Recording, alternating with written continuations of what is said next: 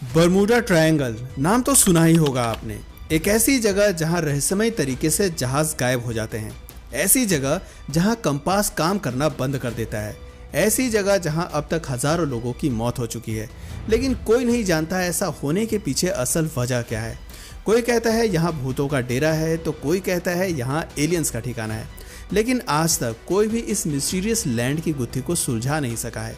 आखिर यह Bermuda triangle क्या है और इसका रहस्य क्या है, चलिए इसकी मिस्ट्री और हिस्ट्री दोनों को समझने की कोशिश करते हैं। दोस्तों, Bermuda triangle north Atlantic ocean में स्थित एक रहस्यमय स्थान है। इसे डेविल्स ट्रायंगल के नाम से भी जाना जाता है, क्योंकि यहाँ जो भी कोई पहुंचा है वो वापस नहीं लौटा, फिर चाहे वो कोई जहाज हो या इंसान। कहते हैं यहाँ सब कुछ इतने रहस्यमय तरीके से गायब होता है कि किसी को कुछ पता नहीं चलता। जिसने भी इस ट्रायंगल के करीब जाने की कोशिश की वो हमेशा के लिए रहस्य बन गया। बड़े हैरत की बात है कि यहाँ पिछले 100 सालों में रहस्यमय तरीके से करीब 75 हवाई जहाज और 100 से ज़्यादा छोटे बड़े जहाज गायब हो चुके हैं और 1000 से ज़्यादा लोगों की मौत हो चुकी है। दरअसल ये एक वाटरी ट्रायंगल है जो फ्लोरिडा, बरमूडा और प्यूर्टो रिका के 3 छोर से मिलकर बनता है। हालांकि ये कितना बड़ा ट्रायंगल है ये पता लगाना मुश्किल है, लेकिन अनुमान के मुताबिक बरमूडा ट्रायंगल का कुल क्षेत्रफल लगभग 5 लाख स्क्वायर किलोमीटर है।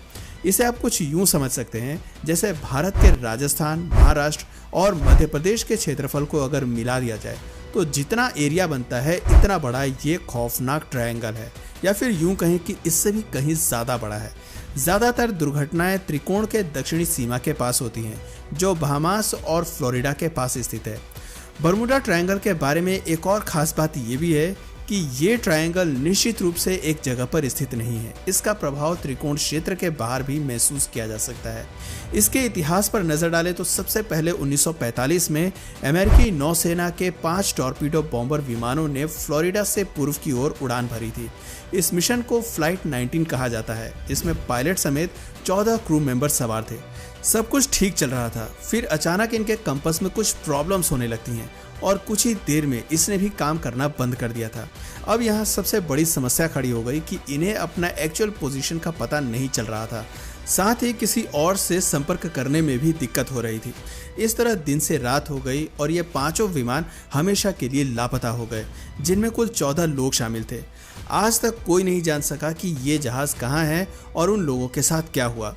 फ्लाइट 19 की तहकीकात के लिए एक सर्च एंड रेस्क्यू मरीन विमान को भेजा गया, जिसमें कुल 13 क्रू मेंबर सवार थे, लेकिन बदकिस्मती से ये भी फ्लाइट 19 की तरह ही गायब हो गया। इसके बाद बरमूडा को लेकर एक सनसनी फैल गई, लेकिन क्या आप जानते हैं कि तब बरमूडा ट्रायंगल के बारे में कोई नहीं जानता था, इसलिए उस वक्त तक इसका नाम भी नहीं रखा गया था। लेकिन इन दोनों जहाज़ों के लापता होने के बाद इस इलाके को बरमूडा ट्रायंगल का नाम दे दिया गया। बरमूडा ट्रायंगल को खोजकर्ताओं ने एक मिस्टीरियस ट्रायंगल बताया है, क्योंकि यहाँ जाने वाले जहाज और उनमें सवार लोग बड़े ही रहस्यमय तरीके से गायब हो जा रहे थे। ऐसे में लोगों के बीच इस ट्रायंगल को लेकर एक खौफ पैदा हो गया।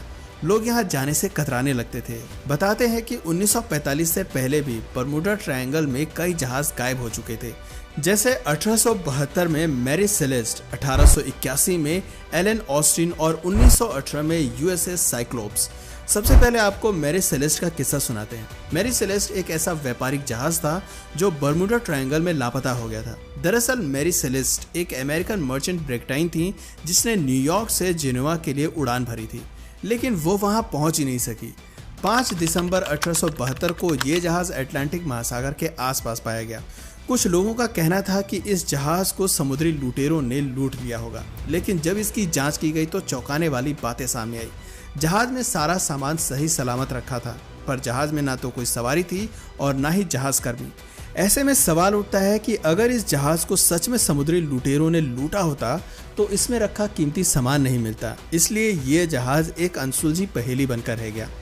एलन ऑस्टिन 1881 में फिर से यहाँ एक और जहाज लापता हो गया जिसका नाम था एलन ऑस्टिन। ये जहाज न्यूयॉर्क के लिए रवाना हुआ, जो बरमूडा ट्रायंगल के पास रास्ते में अचानक गायब हो गया। जब इसकी खोज की गई तो इस पर सवार एक भी इंसान का कोई अता पता नहीं चला। USS cyclops 1918। यूएसएस साइक्लोप्स नामक जहाज प्रथम विश्व युद्ध से कई सालों तक यूनाइटेड स्टेट्स नेवी के लिए 4 प्रोटियस क्लास कॉलिट्स में से एक था।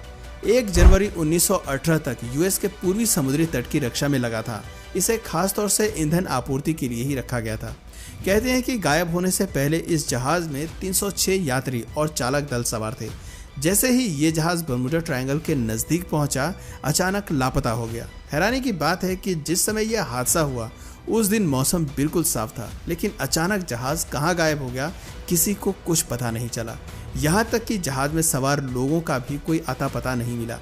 अमेरिका के इतिहास में इस जहाज का गायब होना और इसमें सवार एक भी इंसान की खबर न लगना किसी मिस्ट्री से कम नहीं है।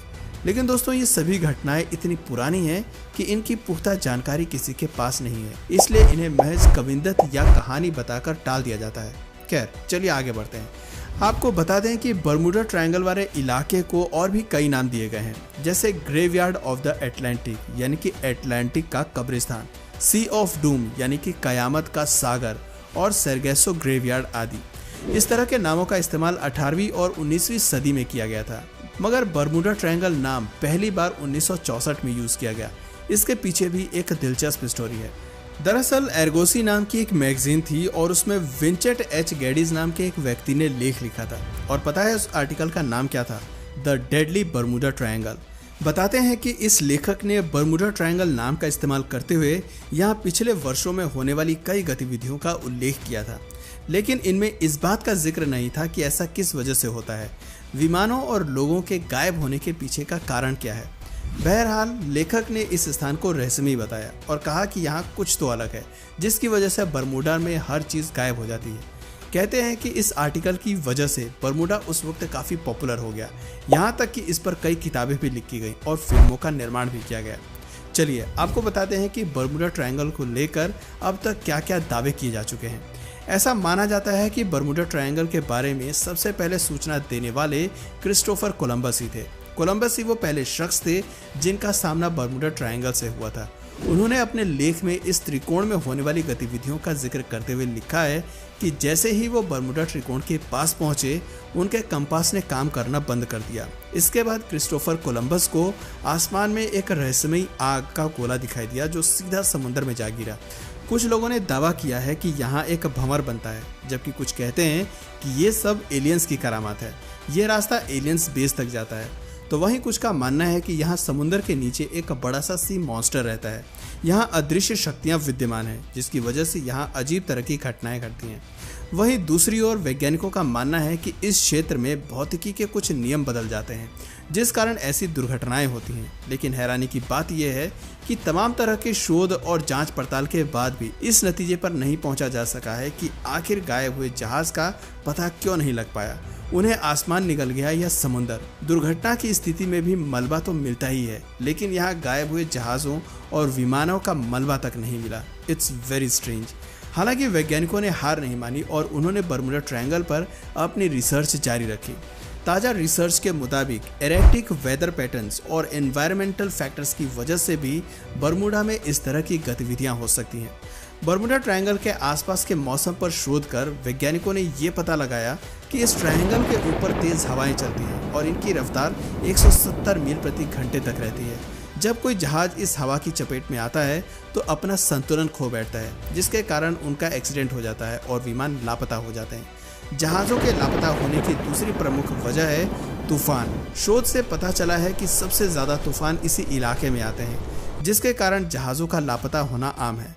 वैज्ञानिकों का ये भी कहना है कि बर्मुडा ट्रायंगल में जारी चीज़ों को अपनी तरफ खींचने की ताकत बादलों की हेक्सागोनल शेप की वजह से आती है। ये बादल एयर बम बनाते हैं, यानी हवा में बम ब्लास्ट जैसी ताकत पैदा करते हैं। इस तरह बादल और तेज़ हवाएं मिलकर जब जहाज से टकराती हैं तो उन्हें खींचकर समुद्र के तल में ले जाती हैं। वहीं एक एक्सपर्ट का दावा है कि चट्टानें इस रहस्य को समझा सकती हैं। चैनल 5 की documentary secret of the Bermuda triangle में एक मिनरल एक्सपर्ट निक हचिंग्स ने बताया है कि बर्मुडा मूल रूप से एक समुद्री पर्वत है। ये पानी के नीचे का ज्वालामुखी है जो 30 मिलियन साल पहले से सक्रिय था, लेकिन अब ये नष्ट हो चुका है और वहाँ सिर्फ ज्वालामुखी के शीर्ष बचे हैं। हमारे पास उनके नमूने हैं जिनमें मैग्नेटाइट है। ये धरती पर नेचुरल पाया जाने वाला सबसे अधिक चुंबकीय पदार्थ है। हचिंग्स ने आगे बताया कि उससे मिली चट्टानों के टुकड़े और एक कंपास को लेकर हमने एक प्रयोग किया था। जब चट्टान के टुकड़ों को समतल पर रखा गया और उस पर कंपास घुमाया गया तो उसकी सुई बहुत तेजी के साथ घूमने लगी। ऐसा इसलिए हुआ क्योंकि चट्टानों में मैग्नेटाइट है। हचिंग्स का कहना है कि आप बस बर्मुडा को पार करने वाले प्राचीन नाविकों की कल्पना कर सकते हैं।